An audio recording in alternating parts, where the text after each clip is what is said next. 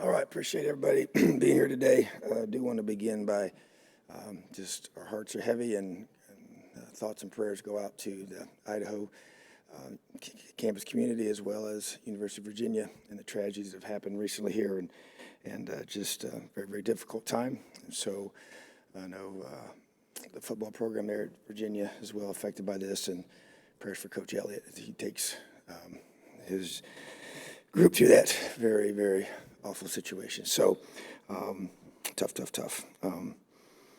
Just want to just comment from the game. Really disappointed in how we played in all three phases, and played a very good football team without question. But did see some younger guys step up and have opportunities to play against elite football team, number 2 team in the country, and felt like had a lot of positive takeaways from those guys. And Carter Smith getting a chance to play a lot of meaningful football for his first time, and Dexter quarterback, and Philip Dunn at safety, Caden Turner played as well, and then getting Donovan McCauley a chance to get a touchdown and bring those guys along. So just continue to develop and grow those guys and build our program.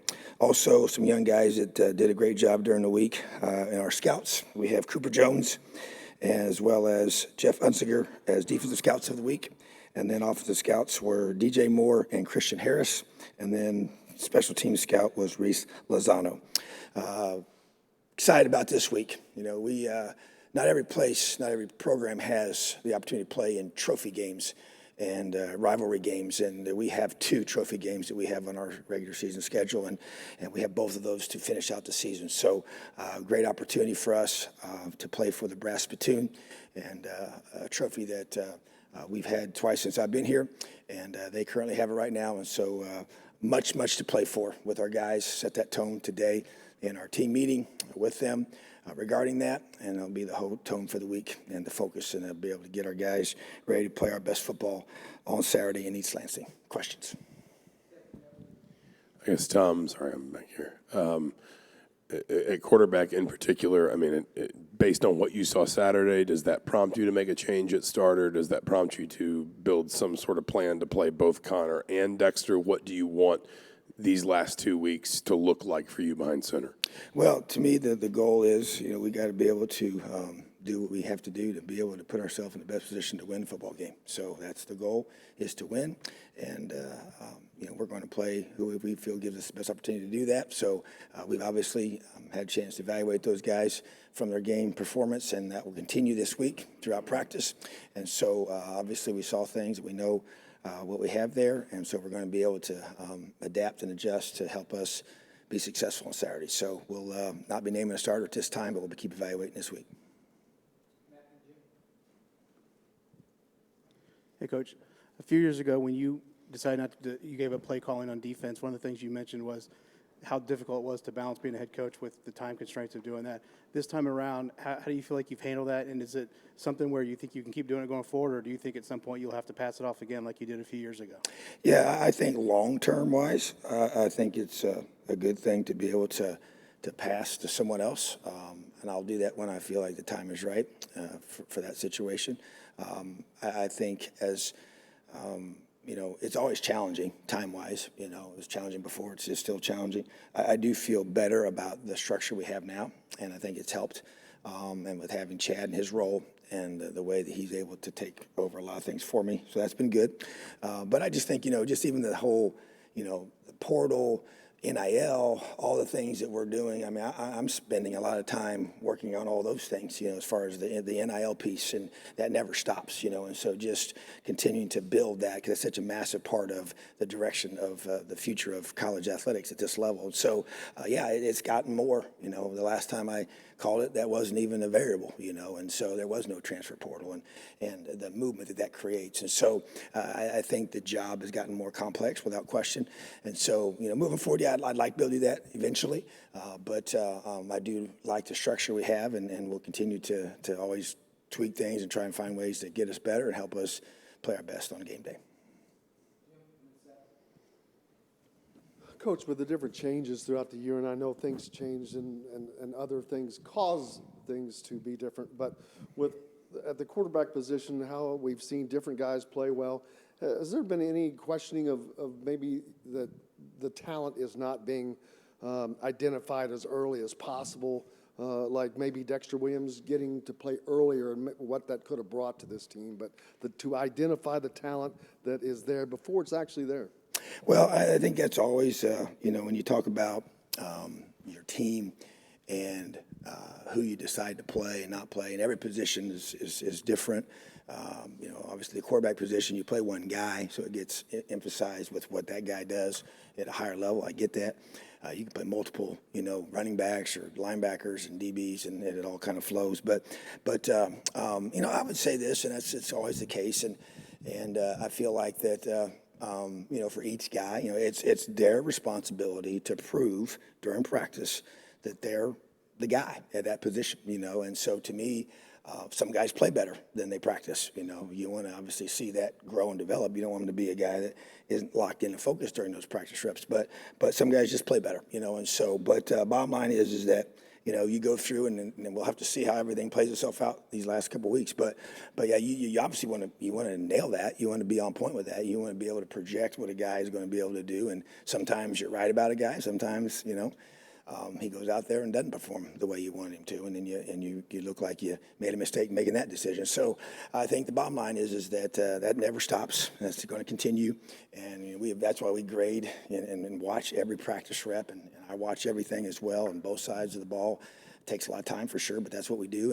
And so to be able to say, because I even go through, and when I'm watching even our younger guys, I'm like, hey, I want to see us, hey, this is a guy, it's me, keeps showing up when we're doing certain things, whether it's watching the offensive against our defensive scouts or when I'm watching our own defense against our offensive scouts. But hey, let's get this guy an opportunity. So kind of happened with Carter Smith, just being able to identify him and see what he can do. And so, I think that you just continue that. And you want to make sure you're just getting your best players on the field. And I think we're trying to do that. And however that plays itself out moving forward is us doing our best to be able to get the best guys in position to help us be successful. I don't think DJ Matthews was at Ohio State. I guess what's up with him? Where are Bradley and Josh Sales at? And is there any update on Cam Jones? Yeah, so you just mentioned several guys there. So DJ Matthews did not make the trip, unfortunately. Tweaked his knee late in the week unexpectedly. So we're just monitoring that. We'll see where that's at. It was the knee that he did have surgery on. So not serious, but at the same time, it's hard, So we'll see where he's at. Josh Sales, we hope to get back. Bradley Jennings, not sure yet. That will be progressing throughout the week, but he had a lower leg injury as well. And then Cam Jones is continuing to battle to come back, And so that's a daily evaluation of him. We're going to see. Had to do some tests today and see how that plays itself out with him moving around. So, definitely would love to have him back, but also want to make sure it's in his best interest as well. Hey, Tom. Dexter kept saying that he just kind of wished he would be more consistent with his throws, I guess. When you went and watched his film, did you feel like he was maybe misreading certain defenses, or was it more of a case where he saw what was there, just not making accurate throws? Yeah, I felt like it was, rushing things a little bit, not getting his feet set on a couple throws. And just, I get it. You're out there, and it's a big stage, and he is young. And so I think that, some of those misses were just go through read progression. Sometimes it's catch and throw. Sometimes it's reading the coverage and the different things that we read for each concept. And so I just think it's just being able to process everything and then get your feet right and then make throws, because obviously he has arm talent. But that is the thing I think we talk about with him, is just being more consistent in that area. And so I think as you just continue to grow and develop, those things develop right with you. Coach, talking to Jalen earlier, he mentioned that he was kind of looking later on into this season to kind of develop a role in the slot receiver position. Have you guys really utilized him in that position, or is there a plan to do that moving forward? Yeah, so that's something that we would like to be able to grow him into without question. Obviously, a lot of variables with that, but I think there's no question that when you say, okay, find creative ways to get him the football, that's the next step, I think, for that, outside of him being a running back and being a return guy, which is what he's currently doing. So, yeah, I'm all in favor of that, for that. And obviously, it's not just as simple as just, hey, go over there and play receiver. But there's no question that I think with his skill set and the way he has ball skills to match, that that's something that moving forward you'd love to be able to get him involved with, yes. Tom, over here with Donovan McCulley, just talk about his progression, the way he's progressed, and where you've seen him from the beginning of the year till now. Yeah, so definite growth. Want to see more of it. Expected more of it. Just want him to continue to maximize every opportunity he gets. Go up the ball with confidence. Go get that football. He's a big guy that's got length and athleticism, and just playing with that confidence. I think that's something he needs to develop with, and it's growing. There's no question about it. And I want to see him. When I challenge him, hey, no one. When that ball's thrown up there, it's yours. With what you have physically, I want to see you be of that mind. And so, to me, there's definite growth, but it's got to continue. And I want to see him finish out this season really, really strong, because he's the guy that we have big expectations for, and I know he does for himself as well. Coach, when Dexter tore his ACL, it was during practice, so we obviously weren't there for that. What all do you remember about that, and then just kind of seeing him go through the process of trying to get back healthy and get back? Yeah, I actually vividly remember it, because it was one of those where I was like, he did what? I mean, I never ever thought because he planted, he was cutting. I remember he was running to his right, he planted and he cut to his left, and that's when he popped it, and at the time we didn't know. He knew, he limped, off, but never thought that would have caused that type of injury. It was a non-contact one. He was obviously wearing a blue jersey, wasn't getting hit, so yeah, it was just one of those kind of like, wow, I can't believe that just happened once we found out that it was a torn ACL. So pretty tough, it was his first time he's had something like that happen, and had to go through the whole year-long process of coming back, yeah. Definitely one of those. Sometimes you see a guy, you're like, oh, when you see it happen, you just kind of get sick to your stomach. You think that it might be that.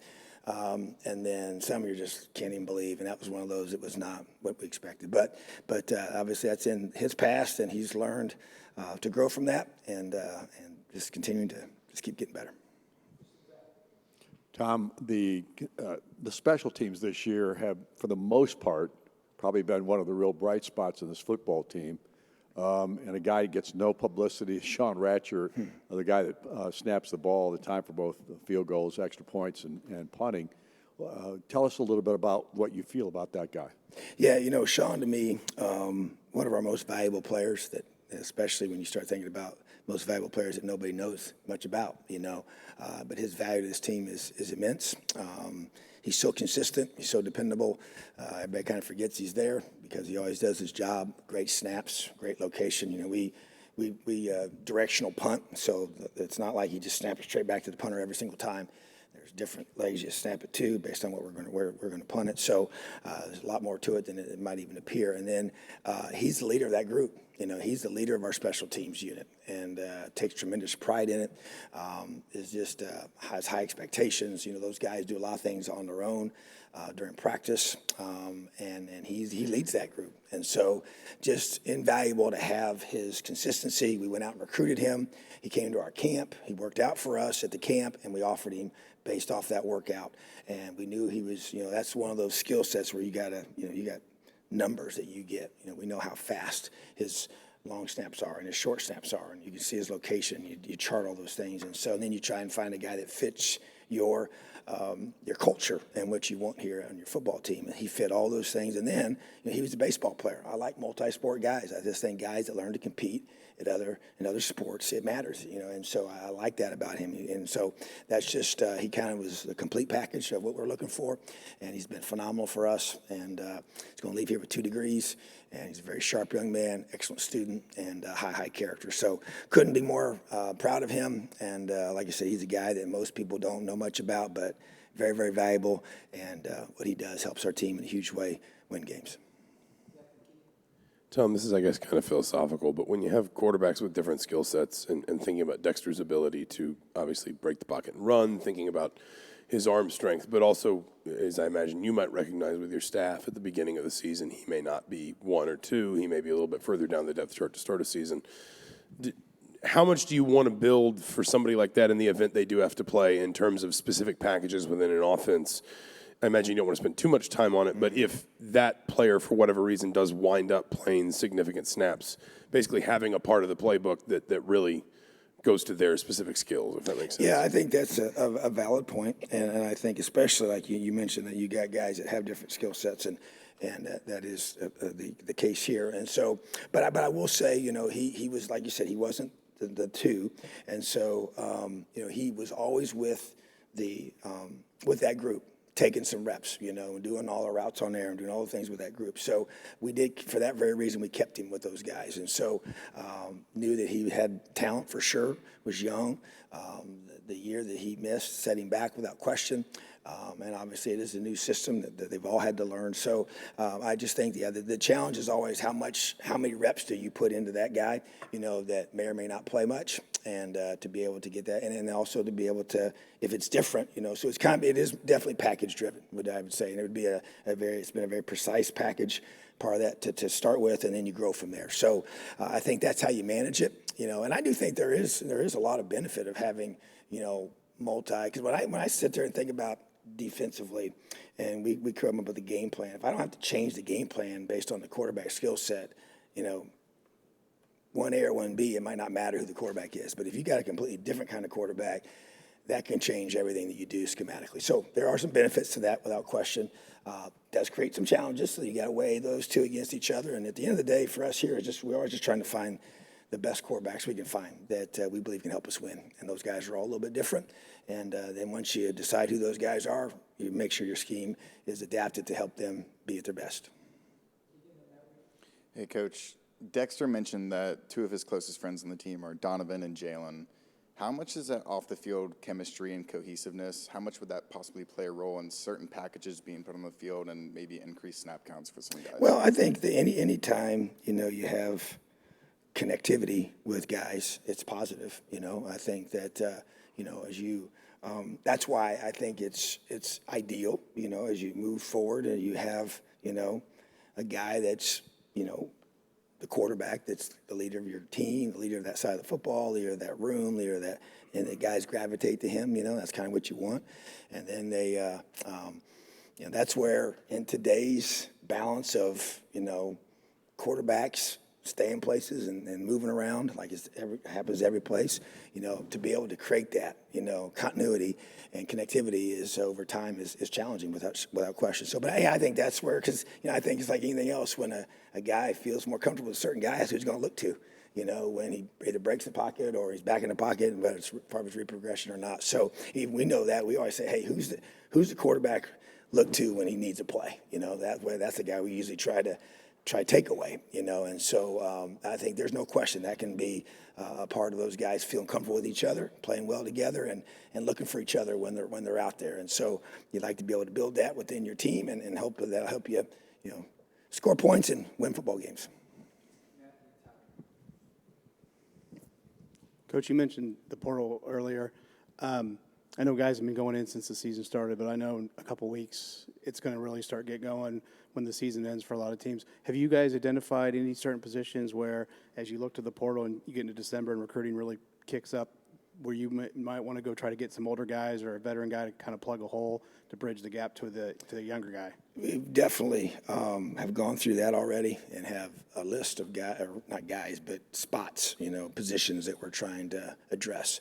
And so, and I think it's definitely, amazing how quickly it's changed, to where that number grows, because of guys that, in the 2s and 3 spots that choose not to stay sometimes. So I just think that, that's definitely going to be something that's going to be a huge focus. We've already identified those spots, and to me, it's you're going to have a base level of guys coming in and out of high school. That won't change, but the group in the middle there that you have to continue to address and keep your rooms in proper order in terms of the age of that group, that to me is critical. So yeah, we've identified it, had 2 specific staff meetings regarding that already, and we'll have another one here tomorrow. So yeah, it's definitely a huge focus for us, and it's ongoing building this program.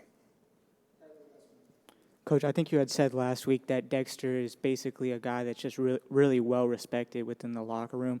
I guess, what does he do specifically to earn that? Maybe, I guess, from his teammates or specifically you? Well, I mean, I think, like everybody, and I challenge all of our quarterbacks to be this way, and that is, you earn it by your work ethic, being a guy that is a hard worker in that weight room, everything we do off the field, in a conditioning perspective, be a leader in those moments, be in great shape, be a guy that's leads, we talk about that phrase, leading by example. It's base level. It's if that doesn't happen, it's not possible to go to the next level of leadership. But it can't stop there. And I think because he's verbal, he will encourage, challenge. He has a really, he's a great personality. He's an articulate guy that's not afraid to speak and really loves his teammates. And then they love him back. And so I think just in general, we got several guys on this team I would say this about, but just a genuine, really, really good person that's worked really, really hard. I think they respect the adversity he's overcome to come back and to stay here, and being a young quarterback that has obviously showed that he has talent, but those guys have to kind of, wait their turn, and in this day and age, it's not easy to do that. A lot of guys aren't willing to wait their turn. And so the fact that he stayed here and he's been true to us, and so I think the guys respect that about him. They enjoy being around him. And so, but I just think there's certain things you have, innately that you attract people to you. And so he's just one of those guys. And I think everybody's just pulling for Dexter. In fact, that's probably the best way to say it when he was coming back and just wanting to be able to maximize what he's been given. So just a high quality person. He's experienced some real challenges off the field as well and at home, and that I think once again that causes guys to really just rally around you a little bit. So he's just a genuinely good person that's worked really, really hard and has some really good level football talent. Awesome. Have a great day, Elio.